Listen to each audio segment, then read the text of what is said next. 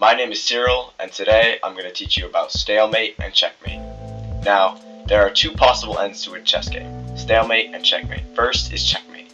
This is where you put this piece, the king, in check, and it cannot move, and it cannot be blocked by another piece or take another piece, so that it will escape being taken next turn. Now, what check is where the king is in a position where on the next turn it will be taken. So if this person didn't defend their king, bishop would take it. Now this doesn't happen. When you put a king in check, or you are attacking a king, next turn you'll take the king, you must tell the other player that they are in check. You say check to them. Then this player is required to block their king in some way, either defending it with a queen, or the bishop in this case, or, if they can, moving their king out of the way. As long as the king will not be taken by a white piece next turn, it's okay. Now, a checkmate is when the king is in a position where it will be taken next turn, and there is no escape. Now, the king here, it cannot move here, it cannot move here, it cannot move here, and the rook's here, it is black's turn, and there's no other black pieces on the board. This is very unfortunate, and the king is in checkmate. It means that no matter what the person on the black side does, they will not be able to stop you from taking their king next turn. That's checkmate, and the person on white would have won the game. Now there is another possible end. Another possible end is a stalemate, where a piece from one side cannot move. He cannot move here. He cannot move here, and it is his turn.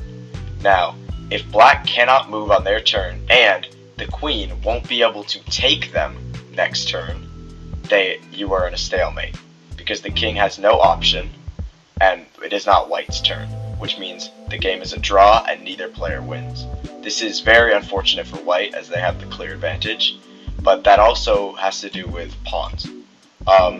If any piece on black's side can move, it is not a stalemate. If they have a knight that can move around, it's not a stalemate, because they can come and take your queen and change the outcome of the game. If they have something like a pawn where two pawns meet and neither of them can move into each other, this would also be a stalemate, because the black king cannot move and the black pawn cannot move on their turn. They have no moves. It's a stalemate. This is exactly why people develop things called endgame strategies, which is something you can do at the end of the game to make sure you win if you have the advantage, especially if you've taken a lot of their pieces, like in this situation. Now, an endgame strategy is just what prevents a more skilled player, like let's say black is skilled, and he maneuvered his king over here to force you into a stalemate. Knowing endgame strategies, or ways like the kiss of death, which is where you have a queen backed up by a king so that the black can't just take his queen. Knowing things like that, or ways to end the game, are very important. Now, there is one other possibility for a stalemate, which is where the rules have been changed. 50 moves happen without a pawn being moved, or without a piece being captured. Let's say this situation.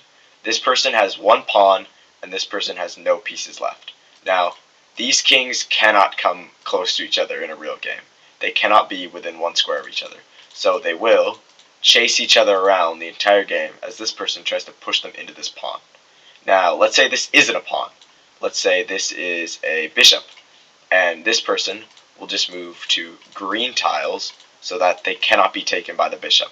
If this happens for 50 consecutive turns, the game is called a draw, because it's determined that there will be no end.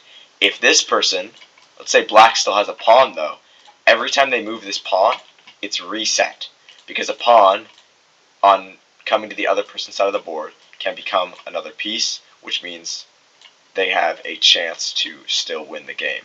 Or if a piece is captured, essentially things change. If they move around for 49 turns and then white captures this piece, it resets, because the game has changed and there's new factors in play.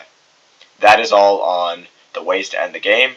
The only other way is a surrender, where one person knocks their king over, which usually happens near the end of a game when they cannot win.